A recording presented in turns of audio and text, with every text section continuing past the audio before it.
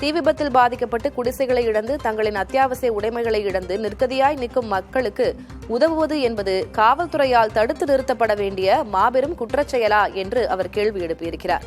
பாதிக்கப்பட்ட மக்களை நேரில் சந்தித்து ஆறுதல் சொல்வதோ அவர்களுக்கு தேவையான அத்தியாவசிய பொருட்களை கொடுத்து உதவுவதோ கூடாது என்று காவல்துறை சொல்கிறது என்றால் அவர்களின் உண்மையான நோக்கம் என்ன என்றும் கேள்வி எழுப்பியிருக்கிறார் விஜய்.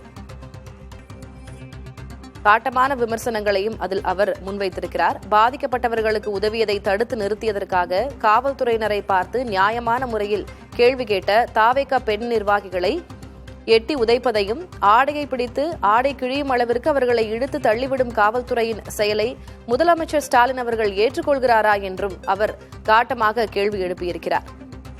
தற்போது தமிழ்நாட்டில் நடப்பது மக்களாட்சி அல்ல, அதிகார திமிர் பிடித்த உண்மையான பாசிச ஆட்சியே என்பதற்கு இதைவிட சாட்சி தேவையா என்ன என்றும் விஜய் அதில் குறிப்பிட்டிருக்கிறார். ஒரு நீண்ட பதிவு ஒன்றினை தனது சமூக வலைதள பக்கத்தில் இட்டிருக்கிறார்.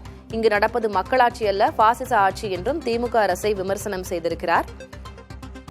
கூடுதல் விவரங்களை வழங்குவதற்காக செய்தியாளர் சந்தானம் இணைந்திருக்கிறார். சந்தானம், முதல்ல நேற்று வியாசர்பாடி தீ விபத்து அது குறித்து சொல்லுங்க. அப்போது தாவேகா தொண்டர்கள் அங்கு உதவ சென்றதாகவும் அவர்கள் காவல்துறையினரால் தடுத்து நிறுத்தப்பட்டதாகவும் காவல்துறையினரே அவர்களை தாக்கியதாகவும் விஜய் தனது அறிக்கை வாயிலாக சொல்லியிருக்கிறார். ஒரு நீண்ட பதிவை தனது சமூக வலைதளத்தில் இட்டிருக்கிறார். என்ன விவரம்? நிச்சயமாக திலகவதி, நேற்று வியாசர்பாடி முல்லைநகர் பகுதியில் நேற்று மாலை சரியாக ஒரு 5:30 மணிக்கு தீ விபத்து என்பது ஏற்பட்டிருந்தது. பாதிக்கப்பட்ட மக்கள் அனைவரையுமே நேற்று மாலை 7 மணி முதலே தனியார் மண்டபத்துல தங்க வைக்கப்பட்டிருந்தாங்க.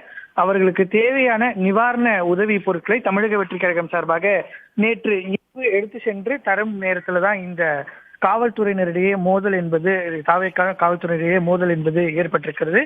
அங்க இருக்கக்கூடிய தமிழக வெற்றிக் கழகத்தினுடைய இந்த நிர்வாகிகளை பொறுத்த வரைக்கும் காவல்துறையினுடைய அனுமதி பெற்ற பின்பரே மண்டபத்திற்குள்ள சென்று அவர்களுக்கு தேவையான அத்தியாவசிய பொருட்கள் அனைத்தையும் வழங்கி வந்ததாகவும் அப்போது ஒரு சில காவல்துறையினர் அதனை தடுத்து நிறுத்தியதாகவும் இது தொடர்பாக கேள்வி எழுப்பிய 2 பெண் நிர்வாகிகள் மீது தாக்குதல் நடத்தியதாக நேற்று இரவே தமிழக வெற்றிக் கழகத்தின் சார்பாக வீடியோ வெளியிடப்பட்டிருந்தது. அதே போன்று ஸ்டான்லி மருத்துவமனையில் அந்த 2 பெண் நிர்வாகிகள் அனுமதிக்கப்பட்டு இருக்காங்க.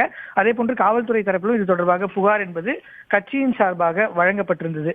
இந்த இது தொடர்பாக தமிழக வெற்றிக் கழகத்தினுடைய தலைவர் விஜய் இந்த மிகப்பெரிய சமூக தளத்துல இந்த பதிவு என்பது பதிவிட்டிருக்கிறார். குறிப்பாக பார்த்தோம்னா தீ விபத்தில் பாதிக்கப்பட்டு குடிசைகளை இழந்து தங்களின் அத்தியாவசிய உடைமையை இழந்து நிர்கதியாய் நிற்கும் மக்களுக்கு உதவுவது என்பது காவல்துறையால் தடுத்து நிறுத்தப்பட வேண்டிய மாபெரும் குற்றச்செயலா என்ற கேள்வி இருக்கிறார். அதே போன்று பாதிக்கப்பட்ட மக்களை நேரில் சந்தித்து ஆறுதல் சொல்வதோ அவர்களுக்கு தேவையான அத்தியாவசிய பொருட்களை கொடுத்து உதவுவதோ கூடாது என்று காவல்துறை சொல்கிறது என்றால் அவர்களின் உண்மையான நோக்கம் என்றும் பாதிக்கப்பட்டவர்களுக்கு உதவியதை தடுத்து நிறுத்தியதற்காக காவல்துறையினர் பார்த்து நியாயமான முறையில் கேள்வி கேட்ட தாவேகானுடைய பெண் நிர்வாகிகளை பூட்ஸ் காலால் வயிற்றில் எட்டி உதைப்பதையும் ஆடையை பிடித்து அந்த ஆடையை கிழியும் அளவிற்கு அவர்களை இழுத்து தள்ளிவிடும் காவல்துறையினரின் செயலை முதலமைச்சர் மு.க. ஸ்டாலின் ஏற்றுக்கொள்கிறாரா என்ற கேள்வியும் அவர் அந்த பதிவிலே எழுப்புகிறார். குறிப்பாக பாதிக்கப்பட்ட மக்களுக்கு உதவும் பெண்களை பூட்ஸ் காலால் எட்டி உதைத்தும் அவரின் ஆடை கிழித்தும் அராஜகமாக இழிவாக நடத்த வேண்டும் என்று முதலமைச்சர் மு.க. ஸ்டாலின் அவர் தன்னுடைய கட்டுப்பாட்டில் வைத்துள்ள காவல்துறைக்கு உத்தரவிட்டுள்ளார் என்ற